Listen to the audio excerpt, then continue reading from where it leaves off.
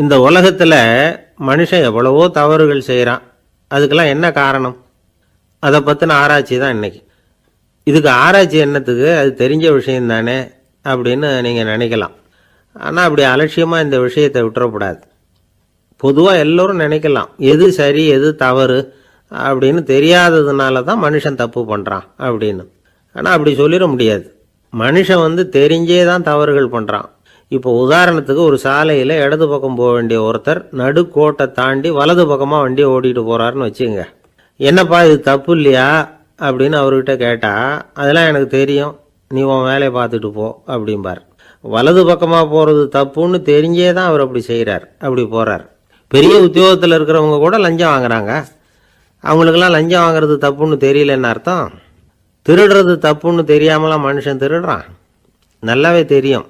நீங்கள் வேணும்னா கேட்டு பாருங்கள், வேறு வழி இல்லை அதனால தான் திருடுறேன்பா. திருடுறது ஒரு புண்ணியமான காரியம்னு திருடனே கூட சொல்ல மாட்டான். திருடுறது தவறுங்கிறது திருடனுக்கு தெரியும் அப்படிங்கிறத விளக்கிறதுக்காக ஒரு பெரியவர் ஒரு கதை சொன்னார். அதாவது 2 திருடர்கள் 2 பேரும் சேர்ந்து ஒரு வீட்டுக்கு போய் ஒரு 10,000 ரூபாயை திருடிட்டு வந்துடுறாங்க. ஒரு காட்டு வழியாக வந்துக்கிட்டு இருக்கிறாங்க. இன்னும் விடியல.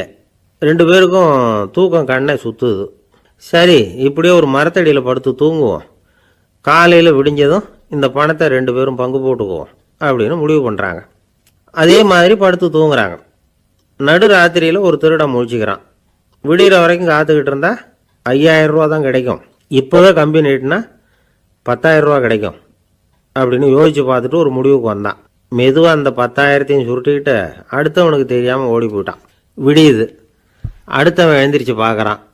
பணத்தையும் காணலை, பாகஸ்தனையும் காணலை. இந்த திருடன் அந்த திருடனை திட்டுறான். திருட்டு பய, அயோக்கிய பய, இப்படி அநியாயமாக கிளப்பிட்டு போட்டானே அப்படிங்கிறான். இதுலேருந்து என்ன தெரியுது? தெரியாமல் எடுத்துக்கிட்டு போகிறது திருட்டு, அயோக்கியத்தனம், அநியாயம் அப்படிங்கிறது இவனுக்கு தெரிஞ்சிருக்குது. அதனால தான் அடுத்தவனை பார்த்து இப்படி திட்டுறான். அதனால் தெரியாததுனால மனுஷன் தவறு பண்ணுறான்னு சொல்கிறது சரியில்லை. அப்படின்னா மனுஷன் பண்ணுற தவறுகளுக்கு உண்மையான காரணம் தான் என்ன? இதே சந்தேகம் அர்ஜுனனுக்கும் வந்துதான். அதனால தான் அவன் பகவானை பார்த்து கேட்குறான், மனுஷன் தன் விருப்பத்துக்கு விரோதமாக ஏதோ ஒரு சக்தியினால பலாத்காரமாக இழுக்கப்பட்டது மாதிரி பாவம் பண்ணுறானே, அந்த சக்தி என்ன அப்படின்னு கேட்குறான். இதுக்கு பகவான் பதில் சொல்கிறார், காமமும் குரோதமும் தான் அந்த சக்திகள், அதாவது ஆசையும் சினமும். இது 2ம் உன்னுடைய எதிரிகள் அப்படிங்கிறத புரிஞ்சுக்கோ அப்படிங்கிறார். இன்னமும் நுணுக்கமாக பார்த்தா காமத்தினுடைய மறு உருவங்கள் தான் குரோதமும் லோபமும். ஆசை நிறைவேறலைன்னா குரோதம், அதாவது கோபம். ஆசை நிறைவேறிட்டதுன்னா லோபம், அதாவது பேராசை. பாவத்தை கண்ட்ரோல் பண்ணணும்னா அதுக்கு மெயின் சுவிட்ச் எது அப்படிங்கிறது இப்போ தான் தெரியுது. அதுக்கு மனுஷன் தெரிஞ்சே தான் தவறு பண்ணுறான் அப்படின்னு பேசிக்கிட்டோமே. அதுக்கு ஒரு உதாரணம். ஒரு ஆள் ஹோட்டலில் சாப்பிட போனான். சாப்பிட்டு முடித்தான். எழுந்திரிச்சு முதலாளிகிட்ட பில்லை கொடுத்தான். காசை கொடுக்கல. முதலாளி பணம் கொடுன்னு கேட்டார். இவன் என்கிட்ட பணம் இல்லைன்னா. முதலாளி கொஞ்சம் கூட அலட்டிக்கல. உள்ளே இருந்து ஒரு ஆளை கூப்பிட்டார். இவனை கூப்பிட்டுக்கிட்டு போய் இட்லி மாவு ஆட்ட சொல்லுன்னார். இவனும் கவலைப்படாமல் உள்ளே போயிட்டான். அப்போது அழைச்சிட்டு போகிற ஆள் கேட்குறான், ஏன் சார் சாப்பிட்றதுக்கு முன்னாடி காசு இல்லைங்கிறது உங்களுக்கு தெரியாதா அப்படின்னு கேட்குறான். தெரியும், காசு இல்லைங்கிறதும் தெரியும், காசு இல்லாமல் சாப்பிட்டா மாவாட்டணுங்கிறதும் தெரியும் அப்படின்னா அந்த ஆள். அப்படின்னா நீங்கள் உங்கள் வீட்லேயே சாப்பிட்ருக்கலாமே அப்படின்னு கேட்குறான் அவன். அதுக்கு இவர் சொல்கிறாரு, அது எப்படி, அங்கே சாப்பிட்டாலும் நான் இதே வேலையை தானே செய்ய வேண்டியிருக்கும் அப்படின்னார். ஒரு ஊரில் ஒரு துறவி இருந்தார், புத்த சமய துறவி. அந்த ஊர் மன்னன் அவரை பற்றி கேள்விப்பட்டிருக்கான். ஒரு நாள் புறப்பட்டு போனான். துறவியின் பாதங்களை தொட்டு வணங்கினான். அதுக்கப்புறம் சொன்னான், ஐயா, நான் உங்களை அரண்மனைக்கு அழைச்சிட்டு போகிறதுக்காக வந்திருக்கிறேன். இனிமேல் நீங்கள் இங்கே எதுக்கு இருக்கணும் அப்படின்னானா. அவன் மனசுக்குள்ளே என்ன நினைப்புன்னா, இவர் எங்கே வர போகிறாரு, நான் ரொம்ப எளிமையானவன், எனக்கு எதுக்கு அரண்மனை வாசம்னு சொல்லி விடுவார் அப்படின்னு நினச்சிருக்கான். ஆனால் அந்த துறவி என்ன பண்ணார் தெரியுமா? அப்படியா, சரி போகலாம், வா, போய் உன் ரதத்தை கொண்டுட்டு வா, அரண்மனைக்கு போகும்பொழுது அதுக்கு தகுந்த மாதிரி ஆடம்பரமாக போகணும் அப்படின்னு விட்டாரான். துறவி இப்படி சொன்னதும் அந்த மன்னனுக்கு மனசுக்குள்ளே சந்தேகம் வந்துட்டுது. இவர் உண்மையிலேயே துறவி தானா, ஏமாத்து பேர் வழி மாதிரி தெரியுதே அப்படின்னு நினச்சிருக்கான். இருந்தாலும் இனிமேல் என்ன பண்ணுறது, சொல்லியாச்சு. ரதத்தை கொண்டுகிட்டு வந்தான். துறவி ஏறி உட்காந்தார். பக்கத்தில் ராஜா. அவர் ரொம்ப உற்சாகமாக வரார். இவன் ரொம்ப சோர்ந்து போய் வரான். துறவி மரத்தடியிலேயே வாழ்ந்து பழக்கப்பட்டவர், அரண்மனையில் எளிமையாக ஒரு இடத்துல உட்காந்துக்குவார் அப்படின்னு நினைச்சான். ஆனால் அப்படி இல்லை. அரண்மனைக்கு வந்த உடனே அந்த துறவி அதை கொண்டுட்டு வா இதை கொண்டுட்டு வான்னு சொல்லி உத்தரவு போட ஆரம்பிச்சுட்டார். அரண்மனையில் இருந்தால் அரசனை மாதிரி இருக்கணும் அப்படிங்கிறார். ராத்திரி பூரா சௌரியமாக தூங்கினார். பகலில் அரண்மனை தோட்டத்தில் உலாவ வேண்டியது, நீச்சல் குளத்தில் குளிக்க வேண்டியது, இப்படியே பொழுது போக்கிட்டு இருக்கிறார். அந்த அரண்மனையில் துறவி மகிழ்ச்சியாக இருக்கிறார். மன்னனால் அப்படி இருக்க முடியல. அவருக்கு எந்த கவலையும் இல்லை, இவனுக்கு அரசாங்க கவலைகள். துறவி அப்படி இருக்கிறத இவனால் தாங்கிக்க முடியல. ஒரு நாள் அவர்கிட்டயே போய், நான் உங்ககிட்ட கொஞ்சம் பேசணும் நானா. துறவி பார்த்தார். நான் இந்த அரண்மனைக்கு வரும்பொழுதே நீ என்னமோ என்கிட்ட கேட்கணும்னு நினைச்ச. ஏன் காலதாமதம்? நீ அனாவசியமாக உன்னையே தொந்தரவு பண்ணிட்டு இருக்கிற. நீ கவலையாக இருக்கேங்கிறது எனக்கு புரியுது. நான் மரத்தடியில் இருந்தப்போ கூட என்னை அடிக்கடி சந்திச்சுக்கிட்டு இருப்பேன். ஏதாவது விளக்கம் கேட்கறது உண்டு. இங்கே வந்த பிறகு என்னை சந்திக்கிறது கூட அபூர்வமாக போயிட்டுது. நீ இப்போ என்ன கேட்க போறேங்கிறது எனக்கு தெரியும், இருந்தாலும் கேளு அப்படின்னாராம். வேற ஒன்றும் இல்லைங்க, இப்போ உங்களுக்கும் எனக்கு என்ன வித்தியாசம்? 2 பேரும் அரண்மனையில் தான் இருக்கிறோம். நீங்கள் மகிழ்ச்சியாக இருக்கிறீங்க, நான் அப்படி இருக்க முடியல. இவ்வளவுக்கும் நீங்கள் முன்னாடி இருந்தது மாதிரி இல்லை. தினமும் தங்க தேர் கேட்குறீங்க, உயர்தரமான ஆடைகள் அணிகிறீங்க, சுவையான சாப்பாடு. இப்படி இருக்கிறப்போ உங்களுக்கு எனக்கு என்ன வித்தியாசம்? இதுதான் மன்னனுடைய கேள்வி. இதுக்கு பதில் சொல்கிறேன், என் கூட புறப்பட்டு வா, இந்த நகரத்துக்கு வெளியில் போவோம் அப்படின்னு சொல்லி அரசனை கூப்பிட்டுக்கிட்டு ஊர் எல்லைக்கு சேர்ந்தார் துறவி. அங்கே போய் சொன்னார், இதை பாருப்பா, இந்த இடத்த தான் தேடிக்கிட்டு இருந்தேன். இனிமே நான் திரும்பி வரப்போறதில்ல. நீ என்னோட வர்றியா திரும்பி போறியா அப்படின்னார். நான் எப்படிங்க உங்கள் கூட வர முடியும்? என்னுடைய நாடு, என்னுடைய சொத்துக்கள், மனைவி, மக்கள் எல்லாத்தையும் விட்டுட்டு எப்படிங்க வர்றதுன்னா. இப்போ அந்த துறவி சொன்னார், இப்போ வித்தியாசத்தை தெரிஞ்சுக்கிட்டியா? நான் அரண்மனையில் இருந்தேன், எல்லா வித பொருள்களும் உடையவனா இருந்தேன், ஆனால் எதையும் சொந்தம் கொண்டாடுறவனா இருக்கல.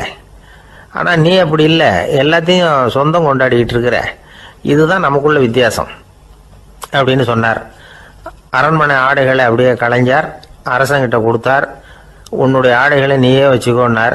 அவர் பாட்டுக்கு நடந்து போனார், திரும்பியே பார்க்கல. அரசனுக்கு அப்பதான் தன்னுடைய அறியாமை விளங்குச்சான்.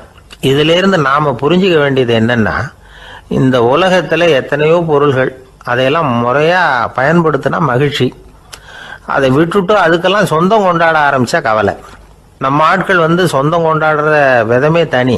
ஒரு ஆளு இன்னொருத்தங்கிட்ட ஒரு கொடை கடன் வாங்கியிருந்தான், திருப்பி கொடுக்கல. கொடையை கொடுத்தவன் கேட்டான், என்கிட்ட கடன் வாங்கினிய கொடை, அதை கொஞ்சம் திருப்பி தர்றியான்னா.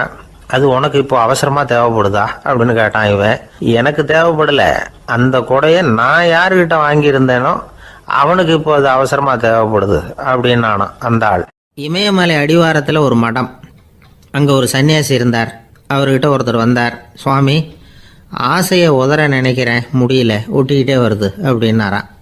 இப்படி உட்கார, ஒரு கதை சொல்கிறேன் அப்படின்னு சொல்லி அவர் சொல்ல ஆரம்பித்தாராம். அவர் சொன்ன கதை என்னென்னா, ஒரு ஊரில் ஒரு ஆள் இருந்தான். அவன் பேர் குப்புசாமி.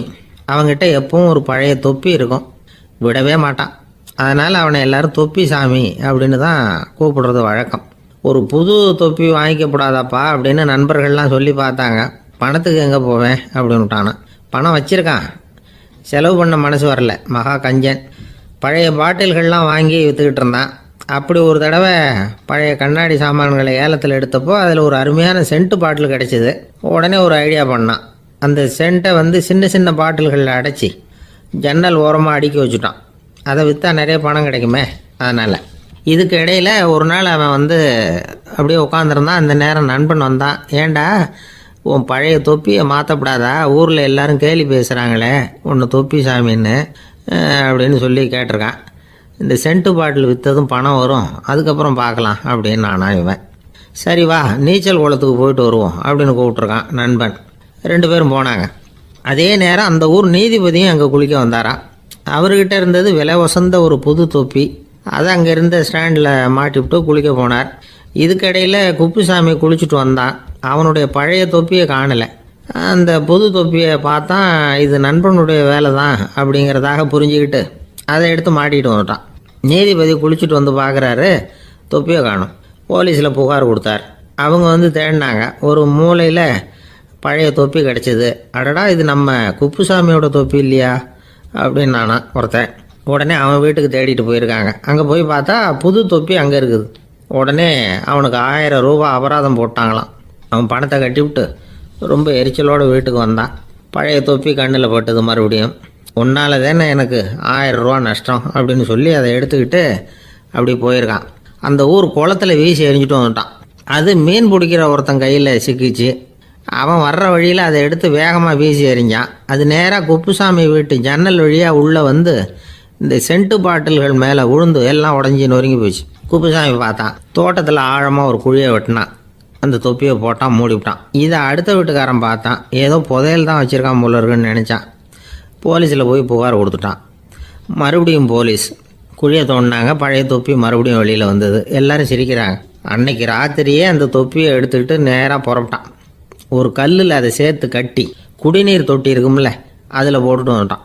இனிமேல் என்ன பண்ணும் பார்ப்போன்னு. ஒரு நாள் திடீர்னு குழாயெல்லாம் அடைப்பட்டு போச்சு. மாநகராட்சி அலுவலர்கள் வந்து என்னன்னு பார்த்தா அந்த பழைய தொப்பி குழாயை அடைச்சிக்கிட்டு இருக்குது. இது குப்புசாமியோட தொப்பிங்கிறது தான் எல்லாருக்கும் தெரியுமே. உடனே குடிநீரை வந்து பாழாக்கணத்துக்காக குப்புசாமிக்கு கோர்ட்டு 2500 ரூபா அபராதம் போட்டுவிட்டுது. அதையும் கட்டிவிட்டு வெளில வந்தான். கடைசியாக முடிவு பண்ணான். ஒரு நெருப்பு குச்சியை கிழிச்சான். தொப்பியை கொளுத்தினான். எரிஞ்சுது. எடுத்து வெளில எரிஞ்சான். கொஞ்ச நேரத்தில் தீ அணைப்பு படம் வந்துட்டுது. ஆமாம், இவன் எடுத்து எரிஞ்சது வெளியில் விழுந்து வீட்டு கூரையே பற்றிக்கிட்டு எரிய ஆரம்பிச்சுட்டுது. அவனோட பணத்தாசையும் அதோடு சேர்ந்து எரிஞ்சு போச்சான். இப்படி ஒரு கதை. இந்த கதையை சொல்லி முடித்தார் அந்த இமயமலை அடிவாரத்தில் இருந்த சன்னியாசி. இப்போ அந்த குப்புசாமி எங்கே இருக்கிறான்னு கேட்டார் எதிரில் இருந்தவர். இதோ உன் எதிரிலே இருக்கிறான், நான் தான் அந்த குப்புசாமி அப்படின்னாரான் அந்த சன்னியாசி. அந்த குப்புசாமி கிட்ட இருந்தது மாதிரி ஒரு பழைய தொப்பி நம்ம ஒவ்வொருத்தர்கிட்டையும் உண்டு. அதை எப்படி தொலைக்கிறதுன்னு தெரியாமல் தடுமாறிக்கிட்டு இருக்கிறோம். அது என்ன தொப்பிங்கிறீங்களா? அதுதான் நம்மை சூழ்ந்திருக்கிற மாயை அப்படிங்கிறார் சுவாமி சின்மயானந்தர். மெய்ஞானம் கிடைக்கிறப்போ மாயை வந்து எரிஞ்சு போகும் அப்படிங்கிறது அவருடைய கருத்து. நம்மால் ஒருத்தர் வேகமாக ஓடி வந்தார். காலில் மாட்டியிருந்த பழைய செருப்பு ரெண்டையும் ஆவேசமாக தூக்கி ஒரு கிணத்துல போட்டுட்டு வெறுங்காலோடு நடந்து வந்துக்கிட்டு இருக்கிறார். ஏன் அப்படி பண்ணீங்க அப்படின்னு கேட்டோம். அந்த செருப்புக்கு சொந்தக்காரன் வந்து பின்னாடி வந்துக்கிட்டு இருக்கிறான், அதனால் அப்படி பண்ணேன் அப்படிங்கிறார் இவர். ஒரு காடு, நல்ல மரம்லாம் செழிச்சு இருந்தது. அப்படிப்பட்ட காட்டில் ஒரு சாது இருந்தார். அவர் எப்படின்னா எப்பவும் ஒரு மரத்தடியில் உட்காந்துருப்பார். ஏன்னா அவருடைய இருப்பிடமே அதுதான். அவர் என்ன பண்ணுவார், 3 கல் வச்சுருந்தார். செங்கல் மாதிரி இருக்கும், ஆனால் அதை விட கொஞ்சம் பெருசாக இருக்கும். எதுக்கு அந்த 3 கல்லுன்னா அதுதான் அவருடைய படுக்கை. அதாவது தூங்குறப்ப ஒரு கல்லை தலைக்கு கீழே வச்சுக்குவார், இன்னொரு கல்லை இடுப்புக்கு கீழே வச்சுக்குவார், இன்னொரு கல்லை காலுக்கு கீழே வச்சுக்குவார். உடம்பை வந்து அப்படியே ஒரு தகட்டால் மூடிக்குவார். அப்படியே தூங்கி போடுவார். மழை பெய்யுதுன்னு வச்சுங்க, அவர் உடம்பு வந்து 3 கல் மேலே இருக்குதா, அதனால் தண்ணி வந்து அடியில் ஓடி போடும், உடம்பு நனையாது. மேலே தகடு இருக்கிறதுனால மழையும் உடம்புல படாது. அவர் தூக்கமும் கிடாது, நிம்மதியாக தூங்குவார். பகலில் அந்த 3 கல்லையும் ஒரு சேர ஒரு அடுப்பு மாதிரி வச்சு அது மேலே உட்காந்துக்குவார். அதனால் பாம்பு பூச்சி எதுவும் அவரை வந்து தொந்தரவு பண்ணுறதில்ல. அது பாட்டுக்கு நடந்து போயிடும். அவர் பாட்டுக்கு நிம்மதியாக இருப்பார். யாராவது எதையாவது கொண்டுகிட்டு வந்து கொடுத்தா அதை வாங்கி சாப்பிடுவார், அவ்வளவுதான். ஒரு நாள் அந்த நாட்டு அரசன் காட்டுக்கு வேட்டையாட வந்தான். அந்த வழியாக வந்தப்போ இந்த சாது படுத்துருக்கிறத பார்த்தான். பரிதாபப்பட்டான். ஐயோ பாவம், இவர் இப்படி இந்த கல் மேலே உடம்பை வச்சுக்கிட்டு தூங்குறாரு, என்ன பாடுபடுவார். இவரை நாம் வந்து அரண்மனைக்கு அழைச்சிட்டு போய் சுகமாக நிம்மதியாக இருக்கிறதுக்கு வழி செஞ்சு கொடுப்போம், அது ரொம்ப நல்லாயிருக்கும் அப்படின்னு நினச்சான். அப்படி நினச்சிக்கிட்டே அரண்மனைக்கு வந்துட்டான். அதுக்கப்புறம் ஒரு பல்லக்கையும் 2 சேவகர்களையும் காட்டுக்கு அனுப்பி அந்த சாதுவை மெதுவாக இங்கே அழைச்சிட்டு வந்துடுங்க அப்படின்னு சொல்லி அனுப்பி வச்சான். இவங்க போய் அவர்கிட்ட விவரத்தை சொன்னாங்க. எனக்கு என்னத்துக்கு அரண்மனை வாசம் அப்படின்னார். இருந்தாலும் மன்னர் உத்தரவு, நீங்கள் அவசியம் வரணும் அப்படின்னாங்க இவங்க. சரின்னு சொல்லிவிட்டு வேறு வழி இல்லாமல் புறப்பட்டார். புறப்படும் பொழுது என்ன பண்ணாருன்னா, மறக்காமல் அந்த 3 கல் ஒரு தகடு அதையும் எடுத்து பல்லக்கில் வச்சுக்கிட்டார். என்னத்துக்கு இதையெல்லாம் எடுத்து வைக்கிறாரு அப்படின்னு சொல்லி அவங்க யோசனை பண்ணாங்க. இருந்தாலும் அதை பற்றி ஒன்றும் கேட்கல. பேசாமல் அவரை அழைச்சிட்டு போய் அரண்மனையில் விட்டுட்டாங்க. அரசன் ஓடி வந்தான், வரவேற்றான், அறுசுவை உணவு படைத்தான். அவர் படுக்கிறதுக்கு தங்க கட்டில், பட்டு மெத்தை, இப்படி எல்லாம் ஏற்பாடு பண்ணி வச்சான். இங்கே படுத்து ஓய்வு எடுத்துக்குங்க அப்படின்னு சொல்லிவிட்டு அவன் பாட்டு போயிட்டான்.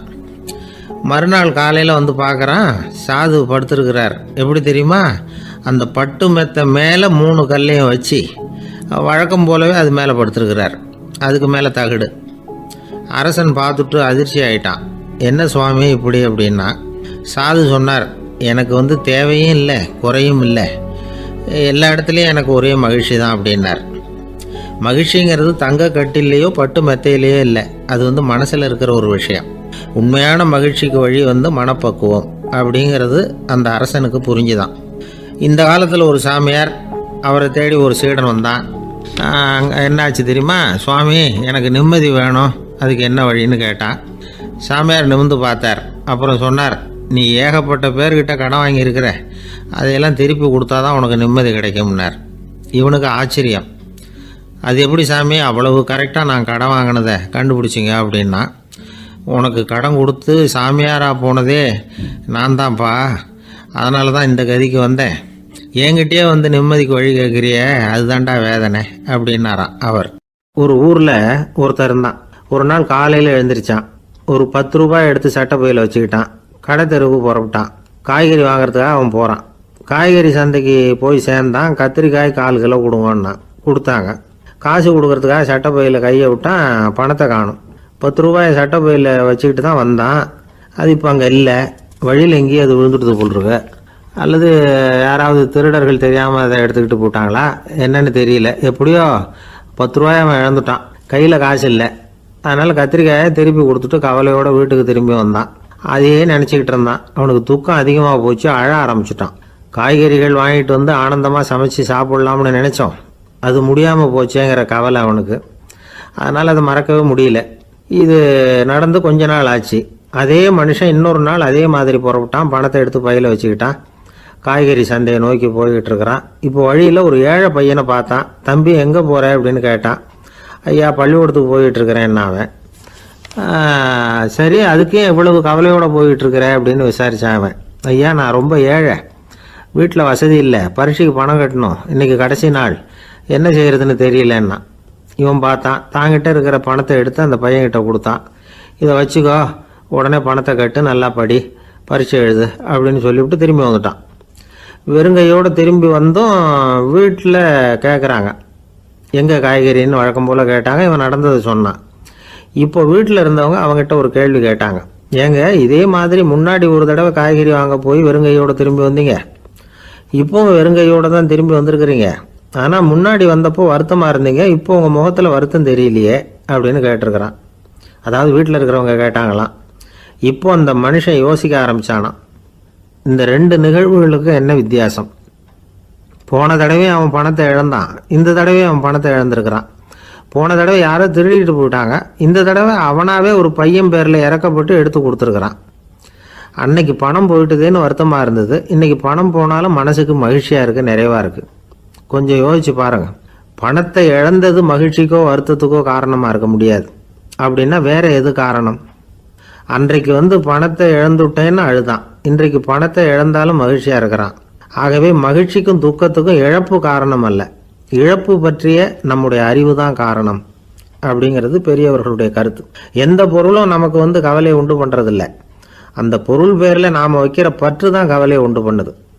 பொருள்கள் நம்ம விட்டுட்டு போயிட்டா நாம் அழுதுகிட்டு இருக்கிறோம், நாமே அதுகளை விட்டுட்டு வந்துட்டா மகிழ்ச்சியாக இருக்கிறோம். இந்த உண்மையை புரிஞ்சுக்கிட்டு நம்முடைய வாழ்க்கையை நல்ல விதமாக அமைச்சிக்கணும். ஒரு ஆள் அழுதுகிட்டு இருந்தான். ஏன்டா அழுகுறேன்னு கேட்குறார் ஒருத்தர். இழக்கிறதுக்கு எதுவும் இல்லை, அதனால் அழறேன்னா. என்னடா சொல்கிறேன்னார். கிட்ட வாங்க சொல்கிறேன்னா.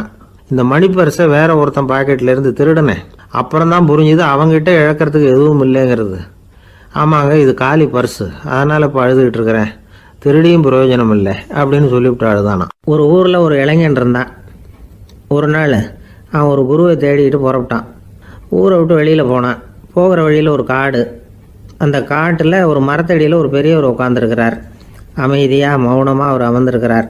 இந்த பெரியவரை விசாரிக்கலாம், குருவை தேடி கண்டுபிடிக்கிறதுக்கு இவர் ஏதாவது ஒரு வழி சொல்லி கொடுப்பார் அப்படின்னு நினச்சிக்கிட்டு அவர் நெருங்கினான். ஐயா, எனக்கு ஒரு குரு தேவை, எங்கே கிடைப்பார், அவரை எப்படி அடையாளம் கண்டுபிடிக்கிறது, அதை பற்றி ஏதாவது விவரம் சொன்னீங்கன்னா நான் கண்டுபிடிச்சிக்குவேன் அப்படின்ட்டுருக்கான். பெரியவர் நிமிர்ந்து பார்த்தார். தம்பி, அது ரொம்ப சுலபம், அவர் வயசானவராக இருப்பார், என்னை விட சுமார் 30 வயசு அதிகமாக இருக்கும். அவர் ஒரு மரத்தடியில் தான் உட்காந்துருப்பார் அப்படின்ட்டுருக்கான். சரிங்க பெரியவரே, அது என்ன மாதிரியான மரம், எப்படி இருக்கும் அப்படின்னு கேட்டிருக்கான். பெரியவர் அந்த விவரங்களையும் சொல்லியிருக்கிறாரு. அது மட்டும் இல்லை, சந்திக்கிற நாள், நேரம், வினாடி முதற்கொண்டு எல்லா விவரங்களையும் துல்லியமாக சொன்னாராம். இவ்வளவு விவரங்களை இவரால் எப்படி சொல்ல முடியுது அப்படின்னு இவனுக்கு ஆச்சரியம். இருந்தாலும் அந்த பெரியவர் கடைசியாக ஒரு விவரம் சொன்னார். அது என்ன தெரியுமா, எப்படியும் நீ அவரை சந்திக்கிறதுக்கு ஒரு 30 வருஷம் ஆகும் அப்படின்னு சொல்லிவிட்டாராம். ரொம்ப நன்றிங்க பெரியவரே அப்படின்னு சொல்லிவிட்டு அந்த இளைஞன் புறப்பட்டுருக்கான். இப்போ அவனுக்கு குரு பற்றின விவரம் எல்லாம் கிடைச்சிட்டுது, சந்திக்கிற நேரமும் தெரிஞ்சுட்டுது. ஆனால் 30 வருஷம் அவரை தேடி அலைய வேண்டியிருக்குமே. அவன் தேட ஆரம்பித்தான். காடு மலை எல்லாம் சுற்றி அலைஞ்சான். பல வருஷங்கள் தேடினான். அழுத்து போயிட்டான். கடைசியில் அவனுக்கும் வயசாகிட்டுது. கடைசியில் தன்னுடைய சொந்த ஊருக்கே திரும்பி போய்கிட்டு இருந்தான். அங்கே ஒரு மரத்தடியில் அவன் தேடிக்கிட்டு இருந்த குருநாதர் கிடைச்சார். யார் அவருன்னா, 30 வருஷத்துக்கு முன்னாடி வழி சொல்லி கொடுத்தாருல அதே பெரியவர். அவருக்கு இப்போ 30 வயசு அதிகமாக இருந்தது. அதே மரம். அன்னைக்கு பெரியவர் சொன்ன அடையாளம் இப்போ பொருத்தமாக இருந்தது. இப்போ அந்த பெரியவர் சொன்னார், சரியாக வந்து சேர்ந்துட்டேன், வா, உனக்காக தான் நான் இவ்வளவு காலமும் காத்துக்கிட்டு இருந்தேன் அப்படின்னாரான். என்ன சொல்கிறீங்கன்றிருக்கான். 30 வருஷத்துக்கு முன்னாடி என்கிட்ட வந்தியே, அப்போவே என் காலம் வந்து முடிஞ்சு போயிருந்தது. அப்போவே என்ன உனக்கு அடையாளம் தெரியல, அதனால் இவ்வளவு காலம் உனக்காக காத்துட்ருக்கும்படி ஆயிட்டுது அப்படின்னாராம். ஐயா, அப்போவே நீங்கள் சொல்லியிருக்கலாமே, இதுதான் 30 வருஷம் கழித்து நீ சந்திக்க போகிற இடம், நான் தான் உன்னுடைய குரு அப்படின்னு சொல்லியிருக்கலாமே அப்படின்ட்டுருக்கான்.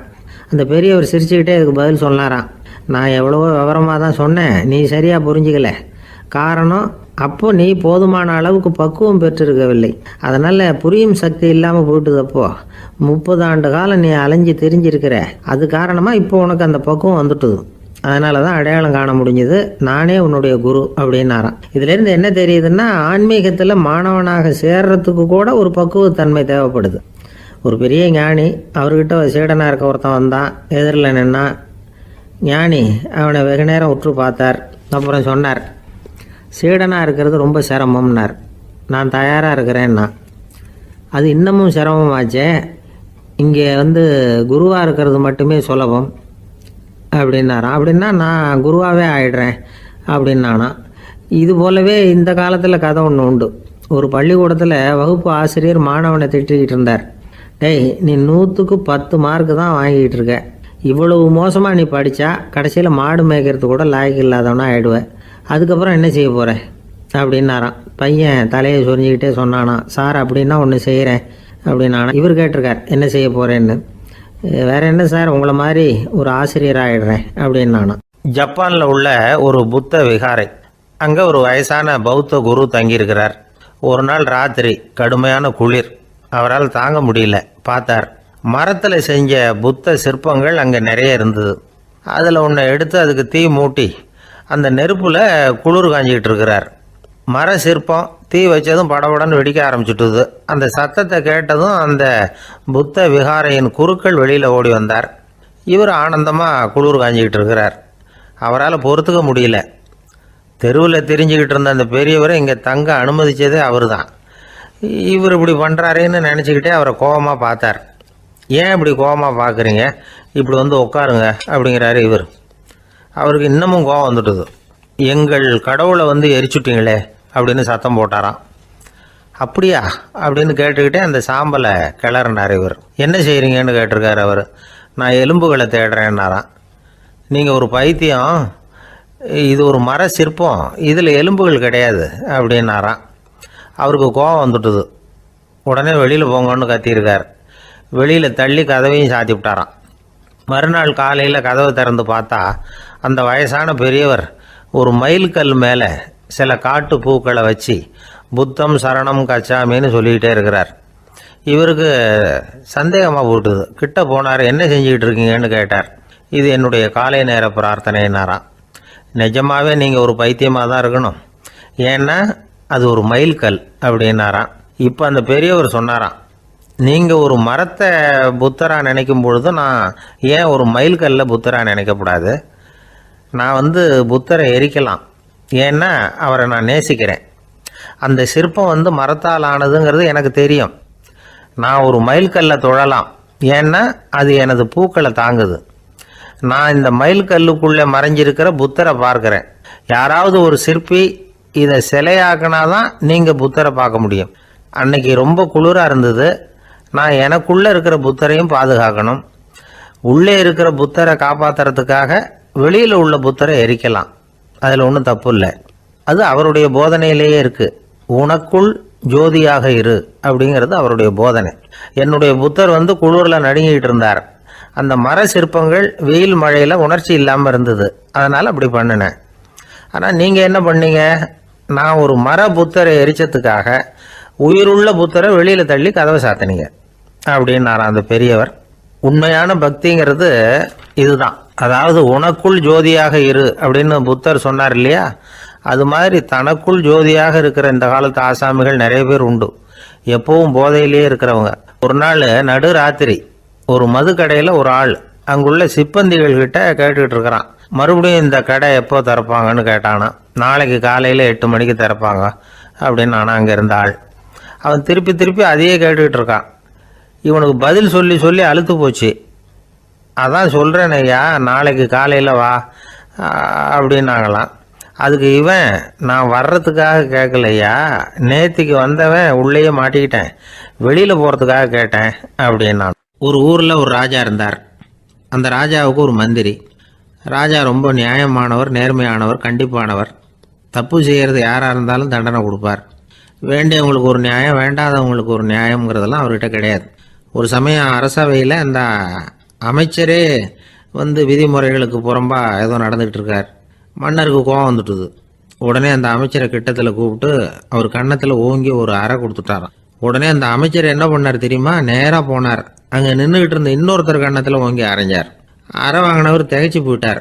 இவர் ஏன் நம்மளை அரைகிறார் அப்படின்னு யோசனை பண்ணார். மன்னரும் திகைச்சு போயிட்டார். நாம இவரை அரைஞ்சா அதுக்காக இவர் போய் இன்னொருத்தரை அரையணுமா அப்படின்னு யோசனை பண்ணார். இவருக்கு என்ன பைத்தியமானு கூட நினைக்க ஆரம்பிச்சுட்டார். ஆனால் என்ன ஆச்சுன்னா, அப்புறம் அமைச்சர் அவர் கவனிச்சுக்கிட்டு இருந்தாரா, அவர் இன்னொருத்தர் அரைஞ்சார் இல்லையா, அந்த அறை வாங்கின ஆசாமியை பார்த்து கத்திக்கிட்டு இருந்தார். யார்? அமைச்சர்.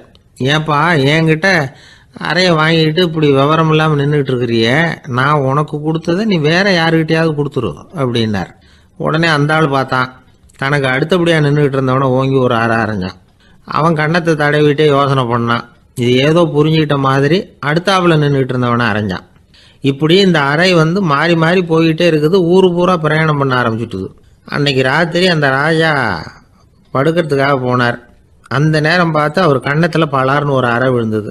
நம்மளே அரையிறது யாரு அப்படின்னு அதிர்ச்சியோட மன்னர் திரும்பி பார்க்குறாரு. அரைஞ்சது அவரோட மனைவி. என்னாச்சு உனக்குன்னு கத்துனார் ராஜா. உங்களுக்கு தெரியாதா, ஊர் பூரா ஒருத்தர் மாற்றி ஒருத்தர் மூலமாக இந்த அறை பிரயாணம் பண்ணிட்டு வருது அப்படின்னாங்க அந்த அம்மா. அப்படின்னா ஆரம்பித்த இடத்துக்கே வந்துட்டுதா அப்படின்னாராம் மன்னர். என்ன சொல்கிறீங்கன்னு கேட்டிருக்காங்க.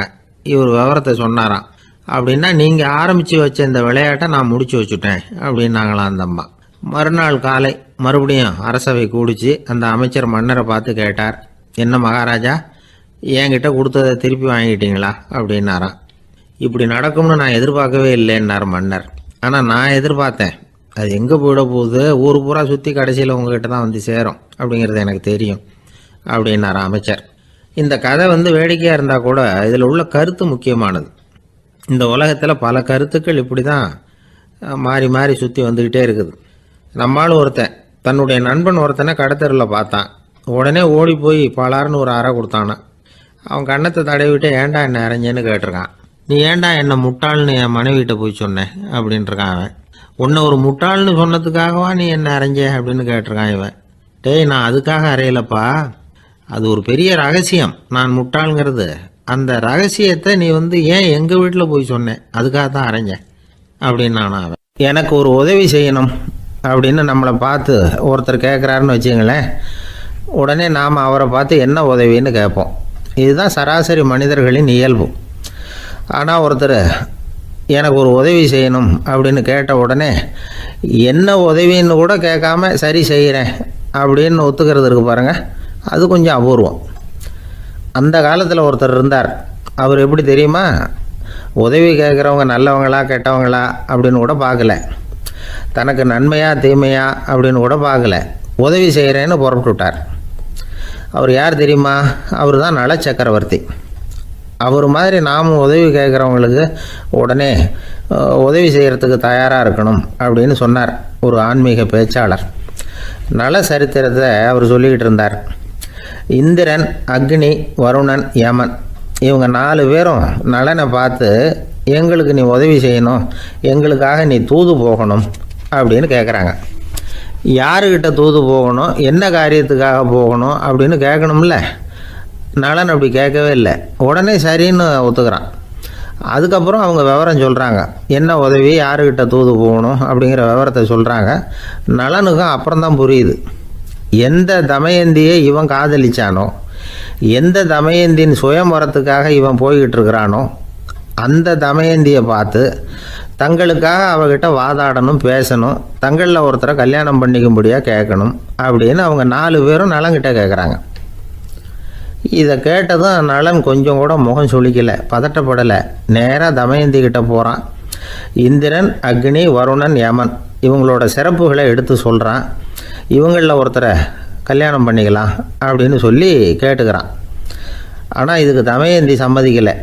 சுயம்பரம் நடக்குது, அவள் நலனை தேர்ந்தெடுக்கிறாள். அந்த 4 பேரும் நலனுக்கு நிறைய வரங்கள்லாம் கொடுக்குறாங்க. அதுக்கப்புறம் இப்படி போகுது கதை. இதில் நாம் கவனிக்க வேண்டியது என்னென்னா, உதவின்னு கேட்ட உடனே என்ன உதவின்னு கேட்காம சரி செய்கிறேன்னு சொன்னான் பாருங்கள், அதை கொஞ்சம் சிந்திக்கணும். செய்கிறேன்னு ஒத்துக்கிட்டதுக்கு அப்புறம் அது என்ன உதவின்னு தெரிஞ்சும் முகம் சுளிக்காமல் அதை செஞ்சான் பாருங்கள், அதையும் கொஞ்சம் சிந்திக்கணும். நம்மால் ஒருத்தன் ஒரு நண்பனை தேடி போனால் எனக்கு ஒரு உதவின்னா சரி சொல்லுன்னா, இப்போ உங்ககிட்ட 2 கார் இருந்தால் என்ன பண்ணுவேன்னா உடனே அதில் ஒன்று உங்ககிட்ட கொடுத்துருவேன்னா, அவன் உங்ககிட்ட 2 பங்களா இருந்தால் என்ன பண்ணுவேன்னா அதில் ஒன்று உங்ககிட்ட கொடுத்துருவேன்னா, உங்ககிட்ட 2 பேனா இருந்தால் என்ன பண்ணுவேன்னா அதில் ஒரு பேனாவை உங்ககிட்ட கொடுக்க மாட்டேன்னா அவன். ஏன்டா அப்படி சொல்கிறேன்னா, ஏன்னா இப்போ நிஜமாகவே